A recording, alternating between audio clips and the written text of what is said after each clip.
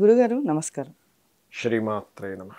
గురుగారు మార్చి నెలకు సంబంధించి గ్రహస్థితులు కానీ లేకపోతే ద్వాదశ రాశుల యొక్క గ్రహస్థితులు ఎలా ఉన్నాయి? తప్పకుండా అమ్మ. ఫస్ట్ ఆఫ్ ఆల్ ఏంటంటే జీవకారకుడైన గురువు, గురుబలాన్ని ఇచ్చే గురువు మేషరాశిలో ఉన్నారు. మీనంలో రాహువు, కన్యారాశిలో కేతువు, కుంభరాశిలో శని యొక్క సంచారం జరుగుతుంది. ఇవి స్టాండర్డ్గా ఉన్నాయి, ఇవి ఎక్కడ కదలట్లేదు. మనకి మూవ్ అయ్యేటువంటి ప్లానెట్స్ ఏమిటి అని చెప్పి చూసుకున్నట్లయితే రవి కుంభంలో ఉండి 14వ తేదీ మార్చి నుంచి మీనంలోకి మారుతారు. అంటే రవి రాహు కలయిక జరగబోతుంది. అదేవిధంగా రవి ఈ మాసం అంతా కూడా ఆల్మోస్ట్ ఒక 20 రోజుల పాటు శనిని కంబస్ట్ చేసుకున్నాడు. ఇది చాలా ముఖ్యమైనటువంటి అంశం. అదేవిధంగా మకరంలో కుజుడు శుక్రుడు ఉంటూ ఈ యొక్క శుక్రుడు 7వ తేదీ నుంచి కుంభంలోకి మారుతున్నాడు. బుధుడు రవి శని కలిసి ఉండి ఈ బుధుడు కూడా మనకి 8వ తేదీ నుంచి మీనంలోకి మారుతూ అతను 26వ తేదీ వరకు ఉంటాడు మీన రాశిలో. అంటే దాదాపుగా 8వ తేదీ నుంచి 26వ తేదీ వరకు మీనంలో మనకి బుధుడు నీచబడి ఉంటున్నాడు. ఈ నెల మొత్తము కూడా ముఖ్యంగా తెలుసుకోవాల్సింది ఏంటంటే శని కంబస్ట్ అయ్యాడు, బుధుడు నీచబడ్డాడు, శుక్రకుజుల కలయిక వల్ల ఒక ఫలితము, కన్యారాశిలో కేతు వల్ల ఒక ఫలితం అనేటువంటి జరుగుతుంది. ద్వాదశ లగ్నాల వారికి, లగ్నం తెలియని వారికి రాశి నుంచి కూడా చూసుకోవచ్చు. గురుగారు మార్చి నెలకు సంబంధించి మకర రాశి యొక్క స్థితిగతులు ఎలా ఉన్నాయి? రాశిలో కుజుడు ఉన్నాడు, సో అదొక ఎనర్జీని ఇస్తుంది. బట్ రాశ్యాధిపతి కంబస్ట్ అయ్యాడు. దీనివల్ల ఏమవుతుంటుందంటే జలుబు, ముఖానికి సంబంధించిన కళ్ళకి సంబంధించినటువంటి స్ట్రెస్ ఎక్కువగా ఉంటుంది వీరికి. బికాస్ ఆఫ్ సెకండ్ హౌస్లో శని కంబస్ట్ అయ్యాడు కాబట్టి దీనికి బెస్ట్ రెమెడీ ఏమిటంటే సూర్య నమస్కారాలు, సూర్యుడిని చూస్తూ అష్టోత్తరం చదువుకోవడము, ఆదిత్య హృదయం చదువుకోవడం ఇది బెస్ట్ రెమెడీ వీళ్ళకి. అయితే ఈ రాశి వారికి ఆర్థిక పరంగా ఎలా ఉంటుంది గురుగారు? ఇందాక చెప్పాను కదా సెకండ్ లార్డ్ అయి కంబస్ట్ అయ్యాడని, అది కొంచెం చూసుకోవాలి.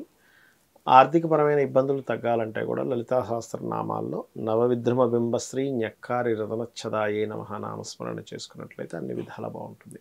అయితే ఈ రాశి వారికి సంబంధించి విద్యార్థులకు ఎలా ఉంది గురుగారు? విద్యార్థుల విషయంగా తీసుకున్నట్లయితే ఈ రాశి వారికి 4వ స్థానంలో గురుగ్రహం, 4వ అధిపతి రాశిలో కూర్చున్నాడు.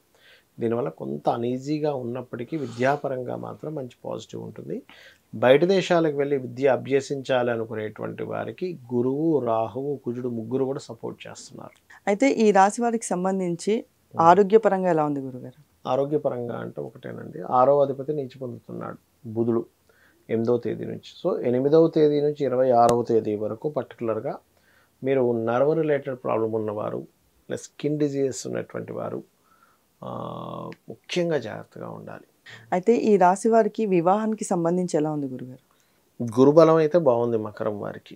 సో ఖచ్చితంగా వివాహ ప్రయత్నాలు చేస్తే కొంచెం ప్రయత్నంతోనే సక్సెస్ అయితే అవుతుంది. మరీ వారి జన్మజాతకంలో కనుక ఒకవేళ వివాహ సంబంధించినది ఇది బాగాలేదండి, మా పర్సనల్ చార్ట్లో అంత గొప్పగా లేదు అనుకునేటువంటి వారికి నేను చెప్పేది ఒకటే, లలితా సహస్రనామాల్లో ఓం కామేశబద్ధ మాంగళ్య సూత్ర శోభిత కందరాయ నమః అనేటువంటి నామస్మరణ చేసుకోవడం ఉత్తమం. ఇది ఒక 40 నిమిషాలు చేసుకోవాలి.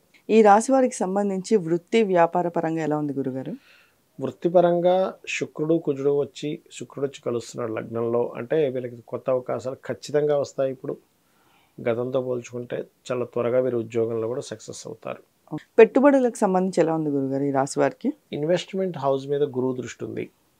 ఆ ఇన్వెస్ట్మెంట్ హౌస్ మీద ఎప్పుడైతే గురువు దృష్టి ఉందో అది వ్యాపారాలకు కూడా యోగిస్తుంది. దీనివల్ల ఏమిటంటే గురువు దృష్టి ఎప్పుడైతే ఉందో అది తండ్రి సంపాదించిన ఆస్తి కొంతవరకు వీళ్ళకి రావడము, వీళ్ళు ఇప్పుడు చేసే ఇన్వెస్ట్మెంట్ ఫ్రూట్ఫుల్ అవ్వడం ఫ్యూచర్లో అనేటువంటి చూపిస్తుంది. అయితే గురుగారు ఇందాక మీరు చెప్పినట్టు సూర్యారాధన ఇవి చెప్పారు కదా, రెమెడీస్ ఇవేనా గురుగారు, ఇంకేమైనా పాటించాల్సిన? ఈ రెమెడీస్ సరిపోతుందమ్మా, ఈ రెమెడీస్ సరిపోతుంది. మెయిన్గా ఏంటంటే ఇక్కడ ఎప్పుడైనా సరే రాస్యాధిపతి కంబస్ట్ అయినప్పుడు వాళ్ళకి తెలియకుండా ఒక నర్వస్నెస్ అనేటువంటిది వస్తూ ఉంటుంది.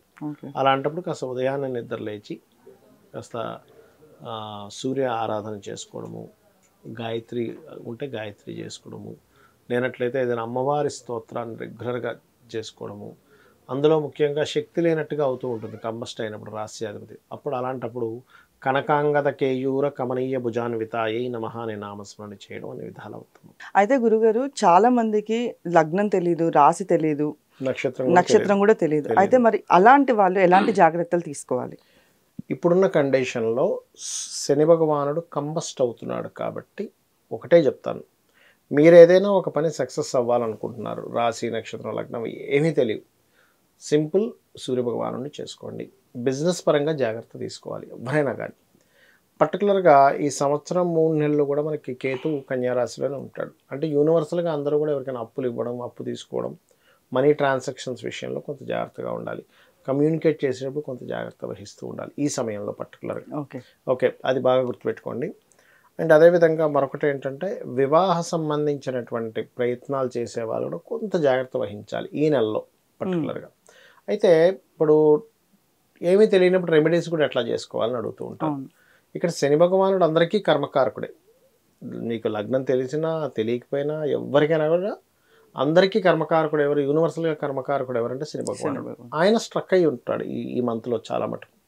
అందుకని ఏం చేయాలి అంటే సింపుల్గా శాస్త్రం ఏం చెప్తుంది, ఎవరి ద్వారా కంబస్ట్ అయ్యాడో, అస్తంగత్వ దోషం ఏర్పడిందో వారిని మీరు ఆరాధన చేయాలి అని చెప్తారు. అంటే సింపుల్ ఎగ్జాంపుల్ ఎలా అంటే, ఇప్పుడు చూడమ్మా, ఒక కుర్రాడు బైక్ మీద వెళ్ళిపోతున్నాడు, ట్రాఫిక్ అతను పట్టుకున్నాడు, నీ లైసెన్స్ ఏవి, నీ ఆర్సీ ఏది అని అడిగాడు. అప్పుడు ఎవరిని వేడుకోవాలి? పట్టుకున్న అతను, అయ్యా నేను ఇంట్లో మర్చిపోయాను, నేను ఈసారి అలా కాకుండా చూసుకుంటాను, ఏదో దానికి సంబంధించినటువంటి పెనాల్టీ కట్టడము, కొంతమంది వదిలిపెట్టారు, పెనాల్టీ కట్టాల్సింది మర్చిపోతే తీసుకురా, లేకపోతే పెనాల్టీ కట్టంటాడు, లేకపోతే లేవు పెనాల్టీ కట్టితే పట్టుకున్న అతను వదిలేస్తాడు.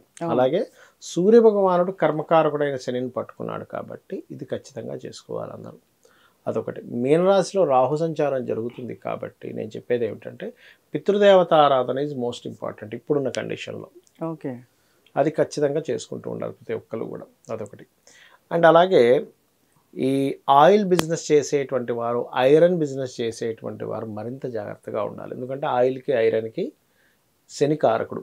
అదేవిధంగా షేర్ మార్కెట్స్లో కూడా, షేర్స్లో కూడా ఐరన్ ఆయిల్ లాంటివి కొంటుంటారు ఇటువంటి విషయాల్లో. ఎందుకంటే నువ్వులు, ఐరన్, ఆయిల్ అంటే ఏదైనా సరే ఇనుముకు సంబంధించినటువంటిది. అలా అని చాలామంది తెలియక ఏం చేస్తారంటే కారు కూడా ఇనువండి అంటారు.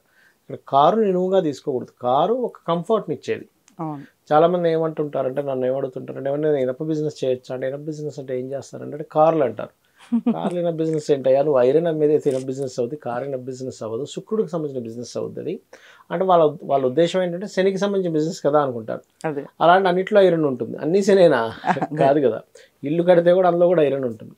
కానీ అది శుక్రుడి కిందకి తీసుకోవాలి మనం చెప్తూ ఉంటాం. అయితే ఇక్కడ ఏంటంటే ఇనుము, నూనె, జాబ్ కన్సల్టెన్సీస్ సంబంధించిన బిజినెస్లు నడిపేటువంటి వారు ఈ మాసంలో ఒక 20 రోజుల పాటు ఖచ్చితంగా కొన్ని నియమాలు పాటించాలి. అందులో ముఖ్యంగా సూర్య ఉపాసన కనుక చేసుకుంటే అన్ని విధాలా బాగుంటుంది.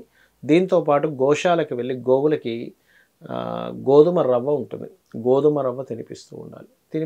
అయితే ఇక్కడ ఎంత ఏంటంటే మనం ఈ గోచార ఫలితాలు ఎంత చెప్పుకుంటున్నా మీ పర్సనల్ చార్ట్ అనేది ఒకటి ఉంటుంది, గుర్తుపెట్టుకోండి.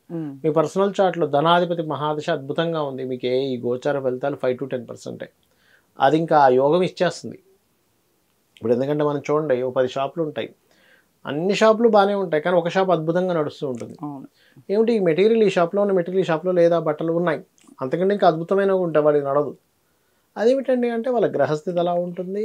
వాళ్ళు సిస్టమేటిక్గా ఉన్నా సరే కొన్నిసార్లు వాళ్ళకు ఉన్నటువంటి జన్మజాతకంలో ధనయోగమో, ధనహీనత యోగమో, ఆ రోగం వచ్చే యోగము, లేకపోతే రోగం నయమయ్యే యోగము, ఇన్వెస్ట్మెంట్ చేస్తే అద్భుతంగా వచ్చే యోగం, ఇవన్నీ కూడా మీ జన్మజాతకంలో ఉంటాయి. అవి తెలుసుకొని అడుగు ముందుకు వేయాలి, అన్ని విధాలు బాగుంటుంది. శ్రీమాత్రే నమః.